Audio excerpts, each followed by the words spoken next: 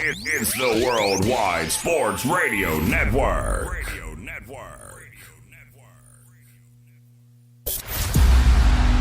Cause that's the bottom line. Cause Stone Cold said so. And so, goodbye. And good night. Bang! Settle! Because I'm better than you, and you know it. Yes, sir, what the Rock is cooking. Now welcome to Off the Mats with Alex Lowe's and Josh Silverberg. Oh. Start count. Good afternoon, everybody. Sorry about the technical difficulties going in. It is Saturday, and if you're a wrestling fan, you know what that means. This is the show for you. Welcome to a show where we talk all things wrestling and sports entertainment. Welcome to Off the Mat.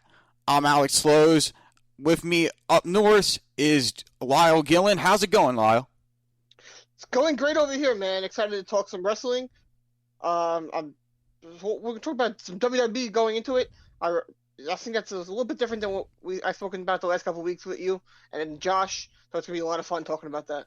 Definitely. We got a lot to cover on the WWE main roster. Should be a great discussion. But before we... stick with us here on the Worldwide Sports Radio Network for an awesome show. But before we get started, we have to get into our house cleaning, and that is telling fans where they can find us on social media and how they can tune in to where they can access all of our shows. Because it's not just wrestling here on the Worldwide Sports Radio Network. We have a variety of shows you can listen to. We have Down to the Wire with Speedy and Errol Marks, Below the Mic, The Weekend Crunch with Errol Marks and Josh Silverberg, The Ryan Hickey Show, Weapons Hot, The Sports Hit List, and so much more.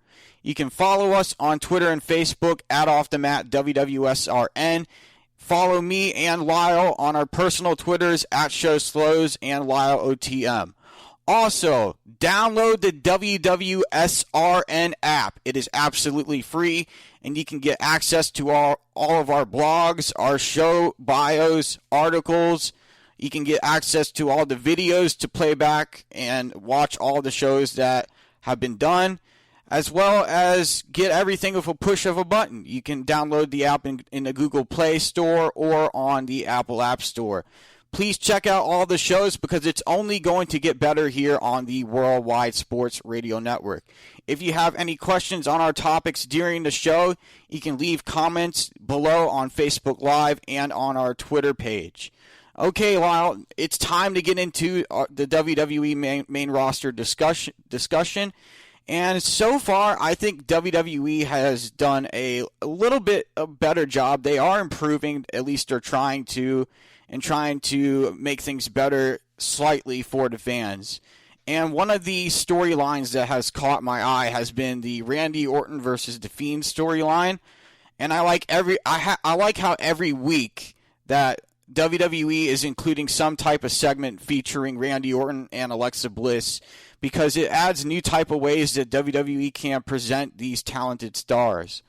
And this week's Monday Night Raw had only one good match this week, which I really enjoyed. It was AJ Styles facing Ricochet. And I think this is something WWE should really focus on and really capitalize on and keep pushing this idea with AJ Styles and Ricochet. And the only one thing that WWE needs to change to me is keeping the interest of the fans and making sure that all the fans enjoy matches like this, these type of matchups that are going to keep people's eye on the TV and really keep fans focused into the program. I personally think that everything going on with the main roster is absolutely horrible. You mentioned the Randy Orton Fiend storyline. Now, a few weeks ago, they did the Randy Orton burning Alexa Bliss alive segment.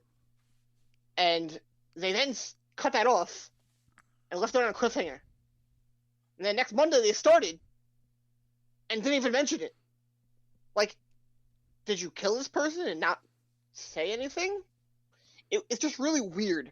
Everything going on with the main roster, it's Vince, and it's just his mind, and everything about how the main roster works is just bizarre. I think the entire company, main roster wise, not NXT, is very, very, very weird. I agree with you. I feel like WWE, they need to not just leave a whole space open like that on the segments and storylines. They need to keep momentum going with their storylines and keep people interested, and that's not a good way to do it. No, it's not. They're not what they used to be when it came to storytelling. I don't know if it's the PG. I don't know if it's because they're a publicly traded company, but they don't do as much. It's a very, very child-oriented show now. And that is what drives away the hardcore fan base, because you had so many people growing up with WWE being the only product after WCW went down. And they saw SmackDown in the Ruthless Aggression era being phenomenal to watch. Monday Night Raw was 10 times better than it is now. And now it's just not what it is when you compare what it always was. Now you have these people who are adults and they're going to New Japan. They're going to AEW and they're watching NXT. But it shows when Raw, when 5-6 years ago, they were getting over 3 million viewers. Now they're getting 1.86 million. Yeah. How is that happening? I don't know. I feel like it's just bizarre. Like, there's not enough that WWE is doing. There's a lot of things that are in trending down, especially with Monday Night Raw. And that's not what's going to help keep that company being attractable to the older audience. Now, WWE, they want to attract the younger kids too, make them a long-term fan. That's what I always believe their plan is. But what are you going to do when that 12-year-old becomes a 16-year-old? They're not going to want to watch some of this stuff that's going on the main roster. They're not going to want that. No. They're going to want to watch more of an adult-rated product. Exactly. They're going to go to AEW or New Japan. They're going to go to the better adult-rated product. So what exactly is it that you enjoy from the Randy Orton Fiend storyline? Well, I like how they went with how they had his face fried. Like they're going that angle where they're saying his face. So he's going to be Two-Face, pretty much. Yeah, I like what they're doing there because it makes Randy Orton more dark. It makes him more sinister, and I like that WWE is at least focusing on edgier and darker content. Now, a few weeks ago, or it might have been longer. I'm not very good with remembering short-term timelines. USA Network told WWE they want to have an edgier product. And then the next week they killed Alexa Bliss. And then didn't say anything going into the next week. And then now they're burning alive Randy Orton. Is that what Vince thinks is edgier? Let's take fire and kill our wrestlers. I just don't understand what is going on. I don't think that's an edgier product just because you're potentially burning people. I think Vince is just out of touch, and they need to build a superstar that makes you want to tune in and watch. They don't have that. No, they don't. That's not the Fiend. Nobody on Monday Night Raw, nobody on SmackDown makes me excited to watch the product. And everyone on that roster, except for AJ Styles, makes me want to take a fork and stab myself in the eye. That is how horrible it is to watch this product. It is terrible. I agree with you on that part. It's nothing compared to how it was in 2012, 2013, 2014, and 2015. Well, 2012, that was around the time where CM Punk was the hottest thing back then. And they don't have anyone that's great. No, they don't have anybody who has great mic skills. They don't have anybody that can really keep the crowd's attention like CM Punk did. They don't have anybody like that, and it's sad. They need to They need to find some type of talent that can bring that kind of toughness back to WWE. Now they're trying to do what they did with CM Punk with Roman Reigns on Friday nights.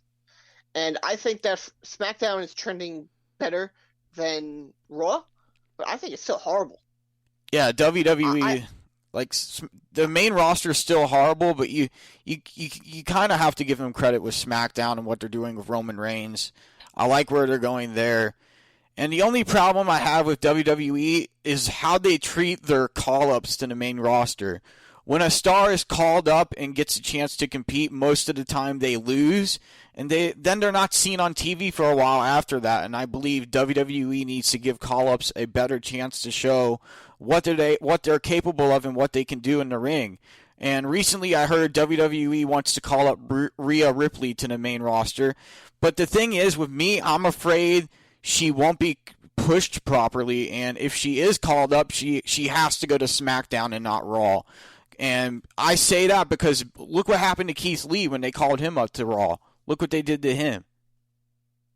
Yeah, that was really bad, but I remember hearing that they had to change a bunch of wrestlers' theme songs because of CFO money not being contract with them, and I think he was making them not use his songs anymore. But I think it's not good for some of these guys to go up there. You have Rhea Ripley, who at one point in NXT was the hottest female wrestler. She was over as can be. Her losing to Charlotte was the worst thing that could happen to her. She even said she went into a depression. She lost all confidence. It's just not good to do that. No. They don't do a good job with their wrestlers when they call them up. They do a terrible job. Yeah, Who from NXT that was over that they have called up has made a major impact on the main roster? 0. Well, I'll give Steen or Owens a Kevin Owens credit. has, yeah. Kevin Owens has made a Yes. big impact. But Him, AJ Styles. now Rollins. But AJ Styles was never in NXT. oh yeah, I forgot. Rollins and Roman, they came up from NXT, but that was really before NXT was really a major thing. Yeah. They came up with the Shield, and they immediately pushed him to the moon. And they don't really do that anymore. No. And with Rhea Ripley, do you think the WWE putting her on the main roster is a good idea right now? Or do you think they should just keep her in NXT more and keep trying to build her as a character, build her in her in-ring competitiveness, and try to keep the momentum on her and keep the focus on her? I think until the pandemic is over and they have crowds, they should keep as many people in NXT as possible. I agree. Because they're going to go up, have a fake crowd reaction, and then just do nothing. Because that entire company is all just robots, and they don't know how to react without a crowd. I agree with you. You watch, just Impact right now, because New Japan, AEW had the crowd. Impact has no crowd. Their wrestlers they're doing great. I love Impact. I started getting into it when Kenny got on there. I think that they're doing a phenomenal job with no crowd. They're not forcing a fake crowd reaction every time out there. Yeah, I don't like the WWE's doing that. And that's why they need to bring crowds back soon. They have to at some point. Because if you saw the segment between Goldberg and Drew McIntyre on Raw at Legends Night, that crowd, the crowd reaction for that was just, no, it was bad. They need to. When I was watching NXT this weekend, I don't watch it live. I watch it on the network after it comes out. They had Toni Storm and Mercedes Martinez, and they had a fake booing come over on the show when they got announced. If there were fans there, they were not booing Toni Storm and Mercedes Martinez. No. Ever. No. It's just, it comes off as WWE forcing who you should root for and who you should cheer for. What they want you to do. Yeah. Exactly. And that has always been something that they criticize Vince for. when Rusev was over with Rusev Day. They tried to bury Rusev Day and try to bury him to stop that. Same thing with Zack Ryder. If they don't make you a face, you can't root for them. No. They don't do something to make you over, you can't root for them. That's how it's always been. They don't take something and run with it if it's generic. The only time I really remember them doing that is Daniel Bryan. It's just a really weird company. Yeah, I don't get it. I don't get it either. And as I was saying before, with Goldberg and the Drew McIntyre segment on Raw at Legends Night, you saw them do the crowd reaction with that, the fake crowd reaction with that. That really I only had slight interest in that promo for 5 seconds. And then after that, I lost all interest in it. Like, I don't even care about this Goldberg-Drew McIntyre match.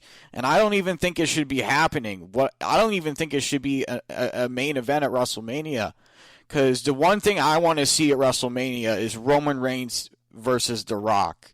That would be a great way for The Rock to pass the torch on to Roman Reigns and then have The Rock go out on his back. That would be a great way to end it. Great way to end it. His legacy, his run with WWE.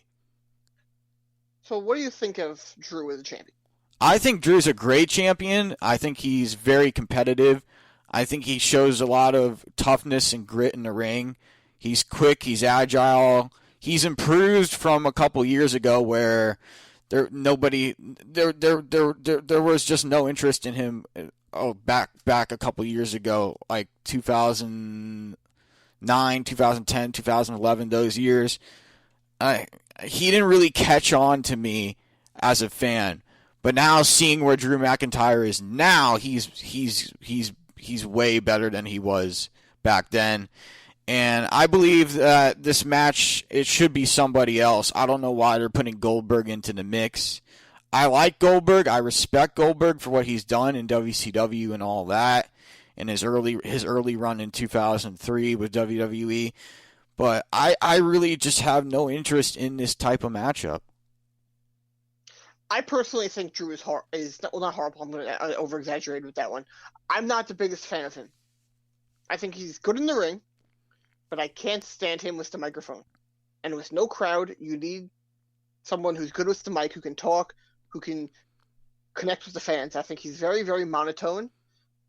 I don't think he's the guy right now. He could be later on, but I think he needs someone to talk for him right now with no crowd. It's just and that's part of the thing. You have him as a champion, and the ratings are just going down, down, down.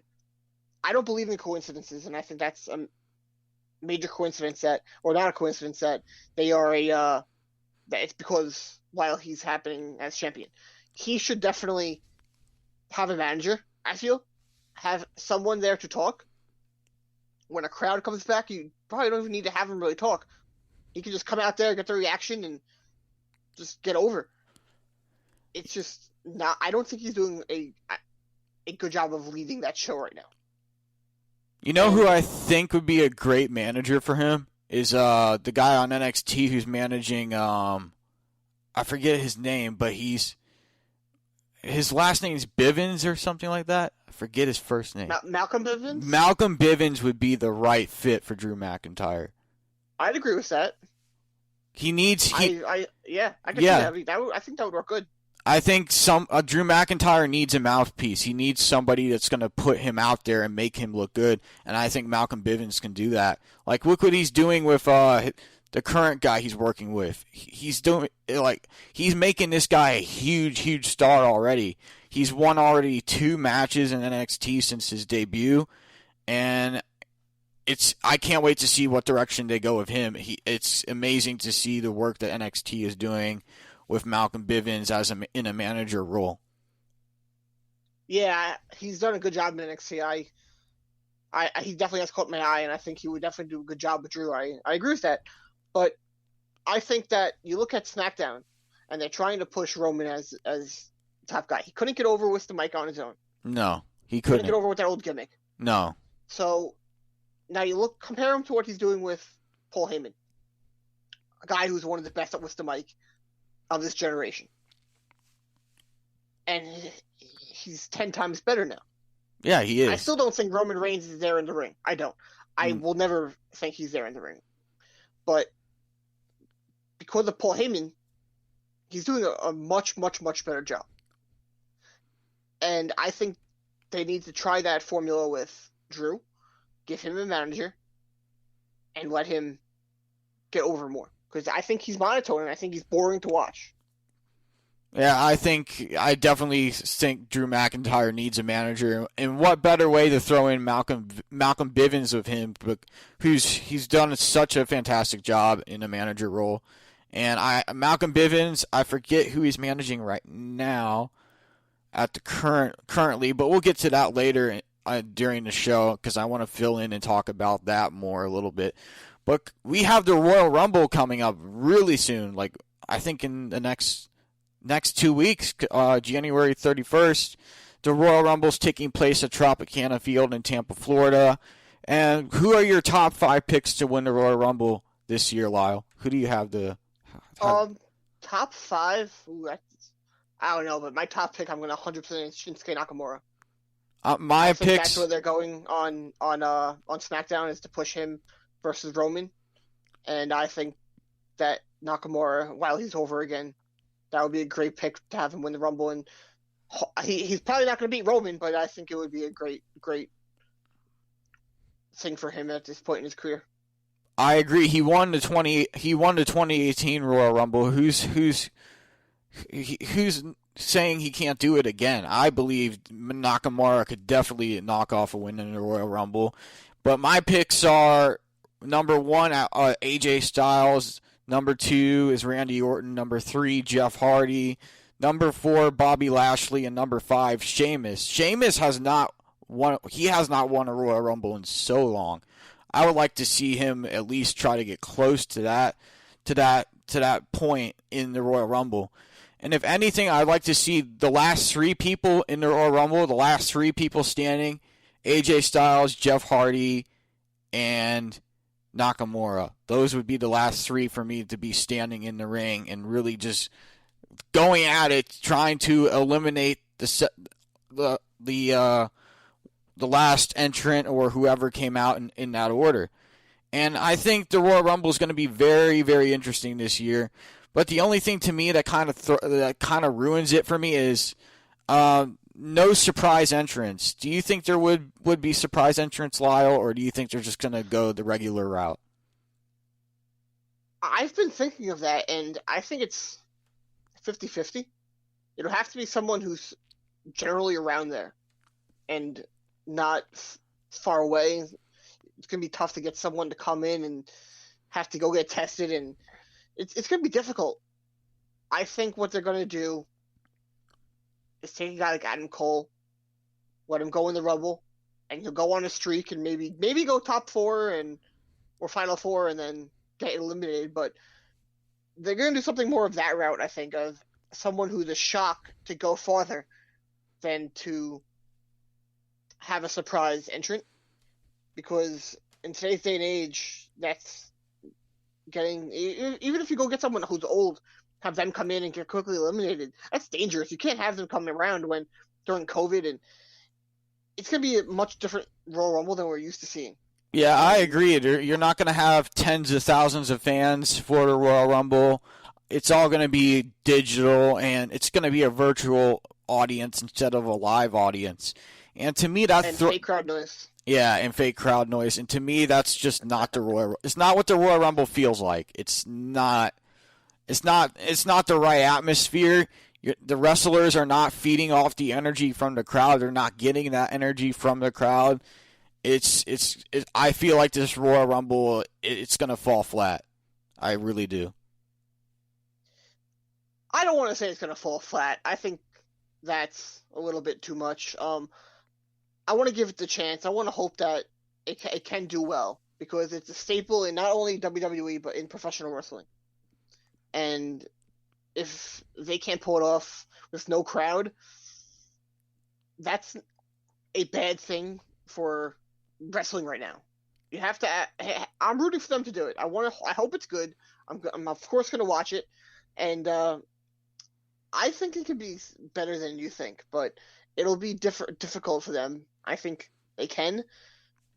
They just can't have what they did last year, which I didn't like last year when they just had Brock Lesnar being the only man in the ring for the first half, and it was just boring to watch.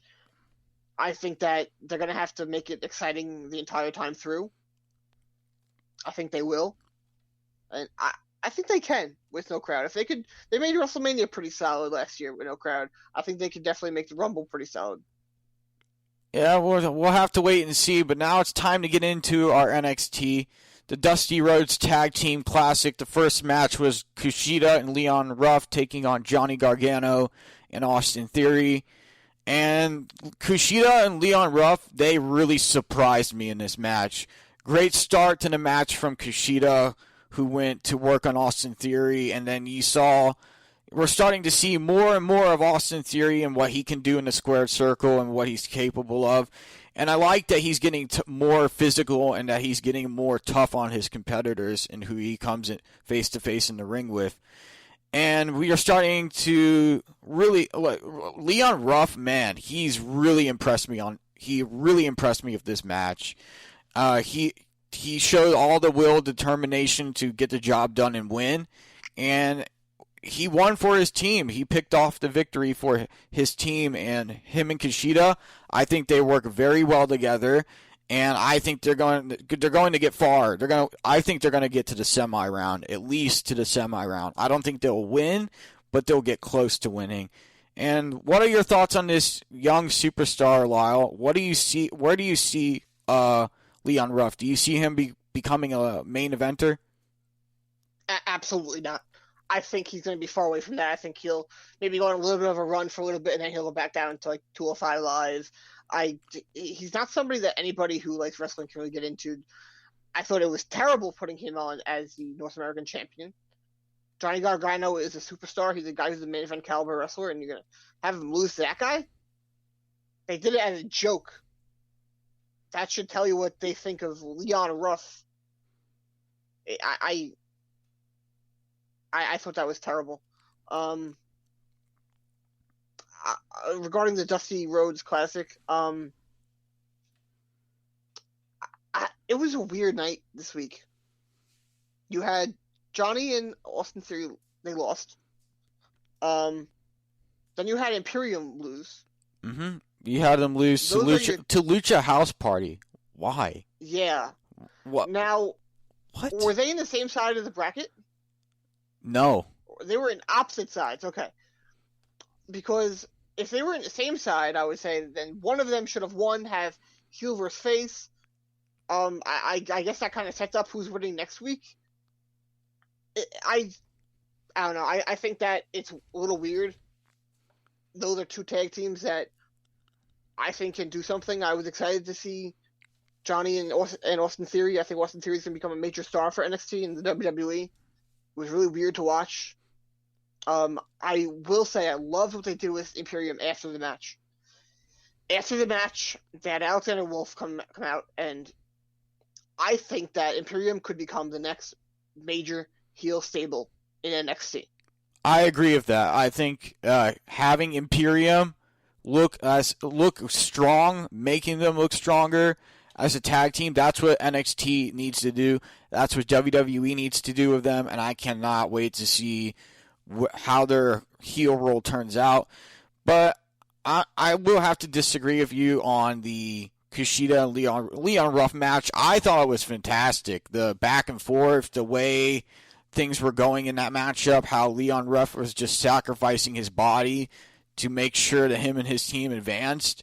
It was a good match, but I really think that Austin Theory, he's fantastic, but he didn't get the job done in that match for his team, and I really think it should have been them to. It should have been that team to win. It should have been Gargano and Austin Theory to win. They should be advancing into the next round, not this team, because even though I like Kushida and I like Leon Ruff as a competitor, it just doesn't make sense to have them going forward in the Dusty Rhodes Tag Team Classic. Yeah, it was a little bizarre. And then having I think having Lucha House Party, like you're taking a tag team from the main roster and throwing them in a mix. That really just does not make sense to me. I feel like it should have been an NXT tag team instead of somebody from the main roster competing. And like Lucha House Party, they're good at aerial displays and stuff in their matches. They're good at making perfect execution. But this team, they're good performers. The way they performed was great. I just think it should have been a different team to compete against Imperium. And I feel like WWE is not finding the right pair to go against Imperium. You see that we saw in the past couple months or so that they put them up against Breezango, and that I didn't like that, but I liked how they put them against Ashanti Diadonis and Isaiah Swerve Scott, and then I forget the other guy's name. He's from Evolve, I know that. But I feel like that was a better pair for Imperium than just throwing Breezango in. Yeah, I think from a wrestling standpoint, I think that was a terrible matchup between Lucha House Party and Imperium. They didn't look that right the entire match. It just didn't flow very well. Now, I did think that the Way versus Ruff and Kushida was a good match. I had no problem with the match. Yeah, I had no problem with that. It was good. I just don't see Ruff going anywhere really as a singles wrestler. I don't think he can be a draw. I don't really think that he can. I don't think he's a guy who should be a North American champion. I look at the North American title as a guy who's going to get that and then go on to the NXT championship. And if you don't have that set up, then there's no point in ever really giving it to him, which is why I hated him being Johnny Gargano. I'm going to say for a second though. Now, I'm going to disagree because you said you think Lucha House Party winning and doing anything is a bad idea. But if you think about it, the main roster is booked to be better than NXT because NXT is just developmental. Now, if you take Lucha House Party, which is on the main roster, and you go to NXT, they should, because they were on the main roster, they should be able to win a little bit. Because they're coming from that level that WWE wants you to perceive as better. So they should be able to. So I understand WWE thinking of that. They have been around for a while. Also, you don't want it to be too predictable. No. That's something that NXT does a good job of doing, is not being too predictable. The main roster is terrible at that, and fans complain about it. So I don't think it's terrible that Lucha House Party won.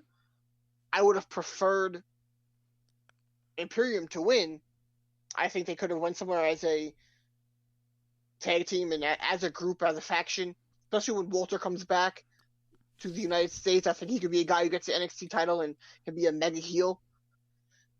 But they even did it in the Women's Classic where they had Toni Storm and Mercedes Martinez lose to Kaden Carter and Casey Catanzaro.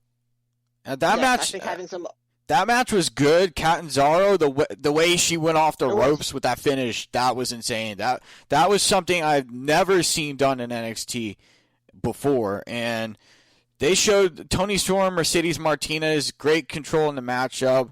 I like how they were just isolating Catanzaro the whole time and trying to keep her from making that tag. The finisher from Catanzaro, it's something that was brand new to me.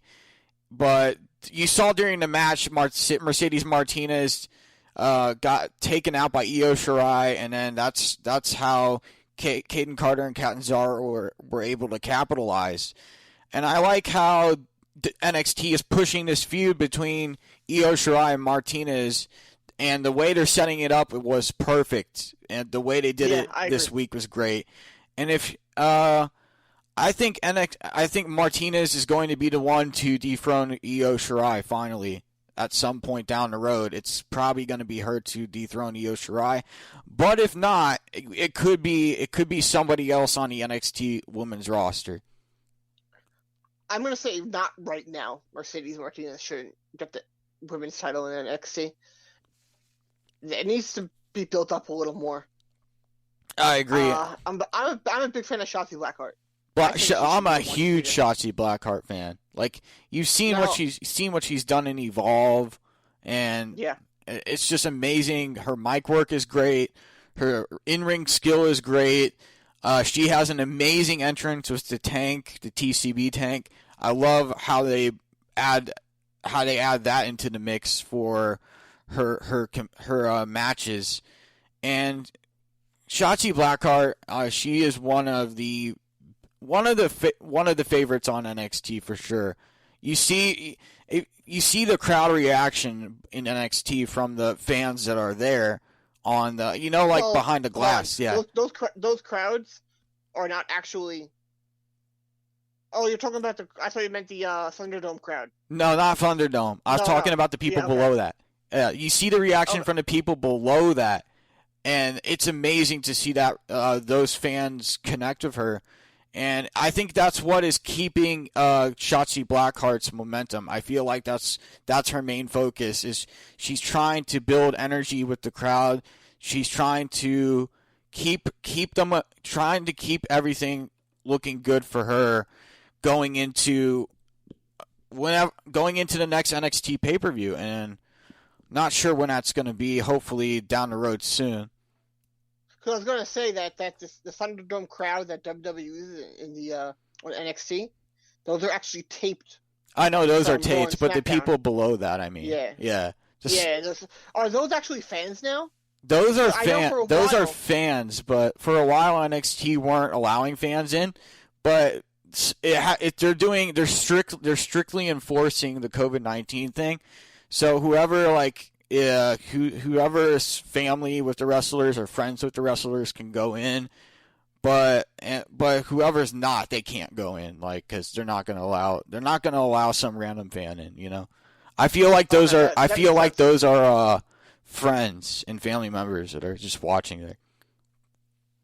So that makes sense. That would make sense why Shotzi Blackheart is getting the proper build with the fans there and the proper push.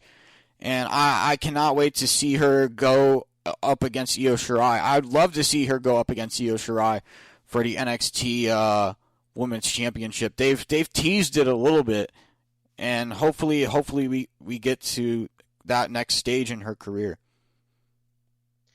Yeah, I'd love to see that. I've been a fan of her for a while. I've been waiting for the right opportunity to buy from her Pro Wrestling Tees store. So I don't want to give the money to WWE. If I buy from Pro Wrestling Tees, I believe it goes to her, and I would prefer to do that. So, honestly, actually, if you are an NXT fan, you're listening, go on Pro Wrestling Tees. There are a few NXT guys and girls who are on there. Ciampa is, and his shirts are 10 times better on Pro Wrestling Tees than they are on the WWE shop. Go buy from there.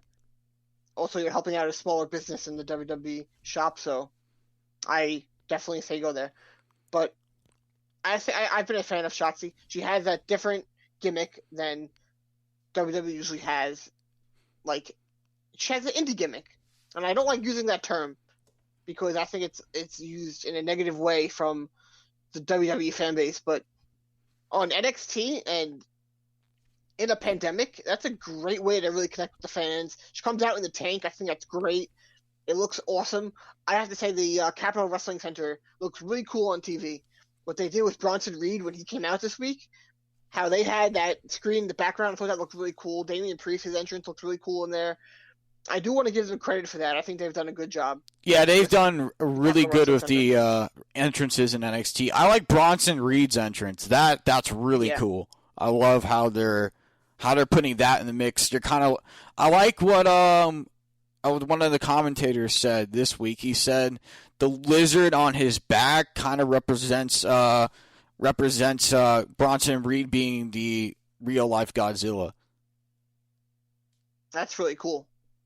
I liked how they said that. I thought that was cool that they threw that in the mix on commentary, because it makes I missed that, but it makes sense with the buildings on the screen and everything in the background and the helicopters going over.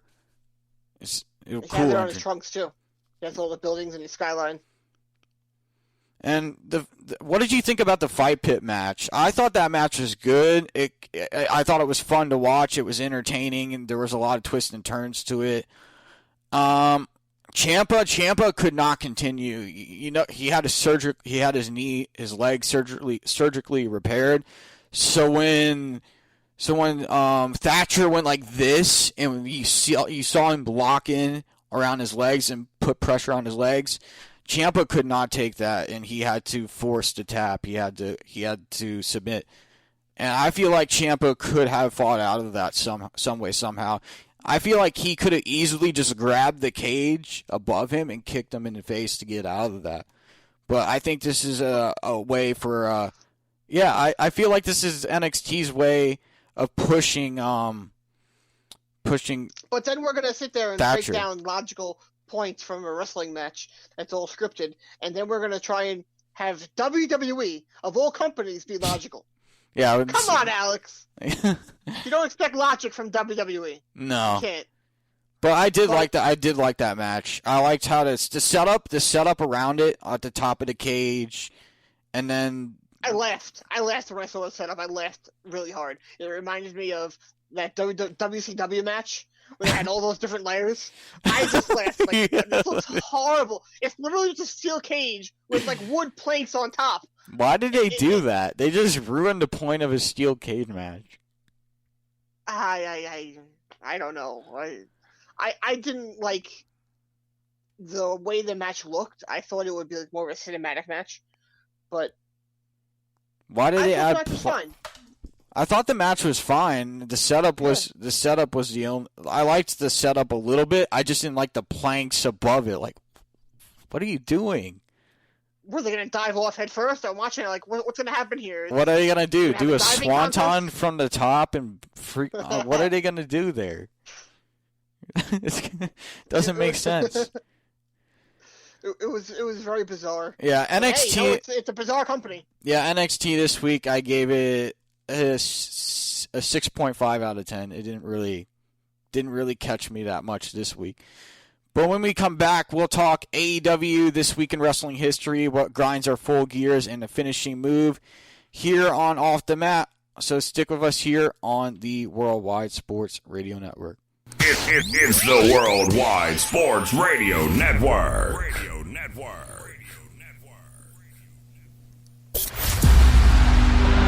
Everybody's got a price. Rest in peace. Welcome back to Off the Mat with Alex Lowe's and Josh Silverberg.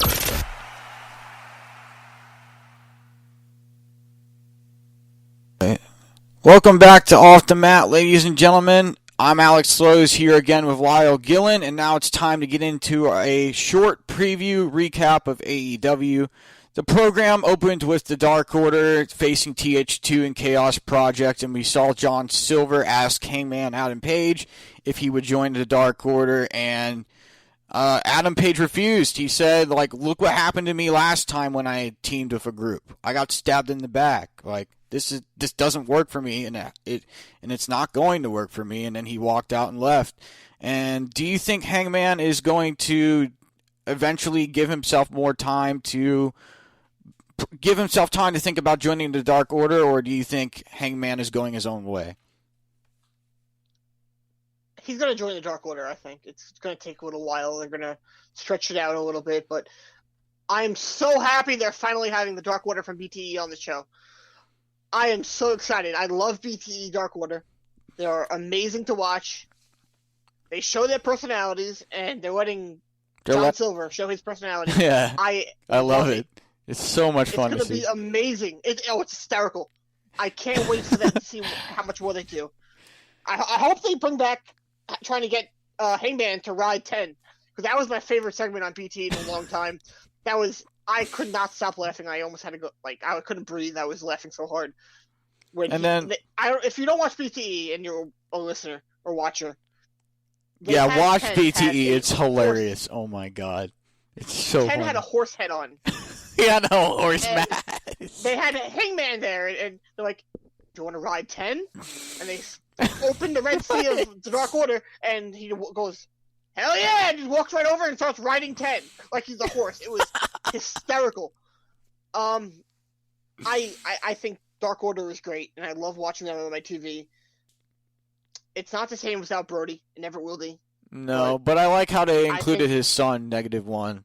I thought that was cool. It was really cool. I'm very happy they're doing a great job of taking care of him. But yeah, it was Dark Order is fun to watch. And then we saw the confrontation with the Young Bucks and Don Callis, and then afterwards, after commercial, you see Don Callis of a black guy, and Kenny's like, "What happened to you? Like, what did they do to you? Like, who did this?" And then he accidentally says, "Oh, Nick and Matt. Well, what were Nick and Matt doing at my house? Like, why were they there?" And then you see Alex Marvez come in. And it's like, "What are you doing? Get out of here! Why do you keep following us? Leave, go!" And it's so funny how they just keep picking on Alex Marvez all the time. I love how they're putting that in the mix. I like how those angles are going, and they make those angles funny and entertaining. And I think this friendship between the Young Bucks and Kenny Omega, I feel like it's falling apart. And I feel like that Don Callis is going to be the one who puts the final nail in the coffin of this friendship. Yeah, I that's where it looks like it's going. I think they're going to lead to a Young Bucks and someone else versus Kenny and the Good Brothers. Now, while you were saying this, it popped into my head. You asked a question about Heyman joining the Dark Order. I think it could come full swing. He could end up teaming with the Young Bucks, and then he faces Kenny and the Good Brothers. I think it could end up going into that direction, because I think that the end goal is Kenny versus Heyman. To get Heyman over as a face and as a main eventer. He's their guy. He's their future. Yeah, he definitely is. And then I enjoyed seeing I enjoyed seeing this match: Jon Moxley versus Nick Corono, or I forget what his last name is, but Nick Comoroto. Yeah, great. This dude's 6'4", 265. And you can tell this man had some power and strength in him due to his size. He's also trained by QT Marshall and Dustin Rhodes of the Nightmare Family. What did you think about this guy's performance, Lyle? And do you like how AEW is bringing in fresh faces like him into talent and giving them opportunities? Yeah, I was really impressed. I think he was on Dark for an episode, but yeah, he looked really good. I read somewhere that he was on NXT for a little bit, or he was in NXT and in the Performance Center, but he looked very athletic. He looked like a guy who can definitely stick around. Hopefully they sign him. But yeah, I was impressed with him a lot. Yeah, I enjoyed his match. And then we saw Matt Sydal, Top Flight versus Private Party and Matt Hardy. I like how their Private Party's being guided by Matt Hardy. You saw after the match how towards the end of the match, yeah. I think it was, who was it that got hit in the ribs? Dante Martin took a chair to the ribs from Isaiah Cassidy, and behind the referee's back, and then that's how they got the pinfall Private Party. And then you saw Private Party get in the face of Dante Martin's brother and Matt Sydal. And it just broke down from there. And we saw Matt Hardy took them out with 3 Twisted Fates. And I like how Matt Hardy is guiding guiding Private Party. And I love how they're slowly turning into heels on AEW Dynamite. And I think it's amazing I think this is going to be the best move for Private Party. I think it's going to be interesting to see how they do as heels, because we've never seen them in a heel role before as a tag team. Well, did you see that they actually won the number 1 contenders for the Impact titles on Tuesday? So yeah, they that's did. That's going to be fun to watch. Yeah, that'll be fun too. I'm really excited. I love Private Party. I've been a fan of them for a while. I think they're going to really go somewhere, and I can't wait to see where they go. I think they're going to be one day one of the best tag teams in the world. I agree. And then AEW Revolution, it's been confirmed Darby Allin and Sting will take on Brian Cage and Ricky Starks. That's going to be a good match. And I cannot wait for that. Next week, we have the January 27th of Dynamite and then Beach Break. I cannot wait for those shows. Good Brothers and Young Bucks versus Dark Order. Dax Harwood versus Jungle Boy. Eddie Kingston versus Lance Archer. Cody responds to Shaq. And then for Beach Break, it's Kenny Omega and the Good Brothers versus Rey Fenix, Pac, and Jon Moxley. That's going to hit hard. Yeah, that's going to be a hard-hitting matchup. Tag Team Battle Royal. Kip Sabian, Penelope Ford. I'm not really into that. But then the Britt Baker versus Thunder Rosa, that will be a good match. And this week's AEW, for me, I give it it's a solid 8.1 out of 10 for me. That's a good number for this week's show. But now we have to get into this week in wrestling history. And it's the Royal Rumble 1997, which was a very interesting Royal Rumble because The Undertaker was in it, and Undertaker was the last one to enter, and he took on Stone Cold, who entered at number 5, I think, in that Rumble from the list I was reading earlier. And Stone Cold, I think he had a ton of eliminations in that Royal Rumble. He took out everybody in that Royal Rumble, from what I remember seeing.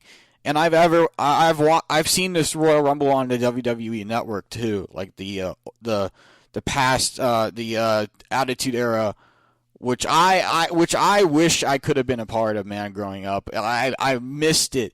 I missed it by a couple years. I just wish I could have been a part of it because that was the best era for the WWE, in my opinion.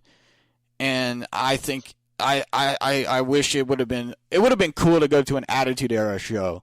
I can't imagine what that would have been like. So some 7-year-old can give you the finger? That's what it was like. And then we wonder why everyone today is like terrible. Like 6 million of us little kids were all going around school giving everyone a finger. And then I do want to get into this. You know what really grinds my full gears about the WWE? Not giving Shinsuke Nakamura a proper push on the main roster.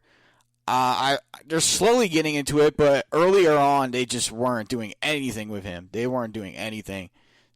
And they took away his old theme song. Now they brought it back, which I like. Now they need to stick with that. They need to make Nakamura look good going into WrestleMania. So, I don't know if you saw that they signed Priscilla Kelly, Elena Black, and one more person. But I think that this symbolizes WWE in a nutshell. The names of Priscilla Kelly is Gigi Dolan. That's a terrible name. That is the most random thing in the world. Priscilla Kelly, there's no reason she couldn't keep that name. That's a great name for a wrestler. And I don't know, but actually a fun fact. If you take away the last name and put Darby Allin's last name, it's Gigi Allen. Oh. So that's maybe that's why, but I don't know. I think it's a terrible name. Elena Black is Cora Jade. That's a little better, but a little better. A terrible name. Yeah. And then you have Lacey Ryan, who's Zoe Stark. I'm sorry, but I think that majority of these names sound like they were put into a randomizer and pulled out. That's what it sounds like. It's just terrible. It's like, when you sign up for Xbox and you can hit the randomizer button and it's like, it's the stupidest thing you ever seen in your life. That's what this sounds like. WWE, it's like when they signed Stone Cold Steve Austin and named him the Ringmaster. Or they just the only thing that did make sense was stunning Steve Austin. Yeah, WWE, they're so focused on making wrestlers that come in their own name so they can trademark it and own them, that they ruin actual good wrestlers who already have momentum. Mm-hmm. This is why it's a benefit to go to AEW, in my opinion. It's not a fact. Because if you have momentum, you get to keep it and still go wrestle there. Yeah, this is why I feel like what's his name? I saw him at a New Japan show compete. Alex Zane. He signed with WWE. Yes. I feel like he should have went to AEW. That's just the way I see it there. I like Alex Zane. I think he's a great competitor. I feel like he's going to do well in WWE, but I don't think they're going to give him the proper push, the proper momentum into it. I feel like he's going to get screwed over there, just the way I see it.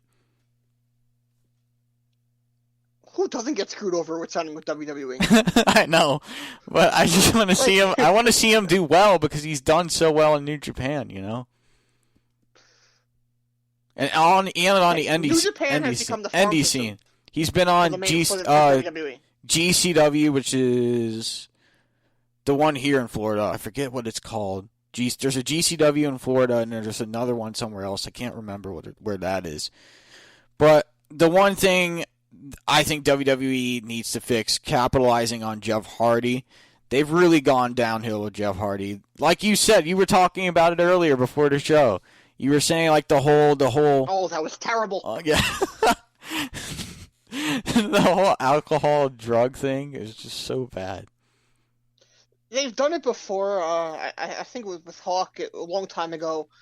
It's just, Vince has this weird obsession sometimes with drugs and poop, peeing, and vomiting.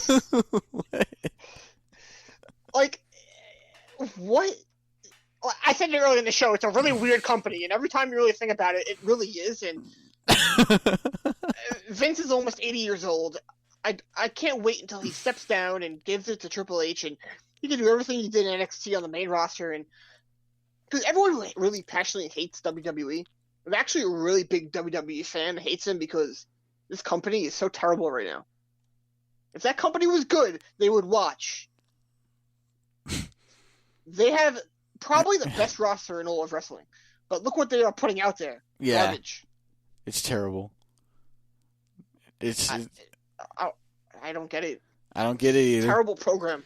But I want to quickly get to the finishing move and then close the show. My finishing move this week is I'm going to Shine Wrestling in Newport Richie, where Ivelisse is going to be there competing against Allison Kay, and then we have Amber Nova taking on Avery Taylor for the ACW Women's Championship. I cannot wait to go to this event.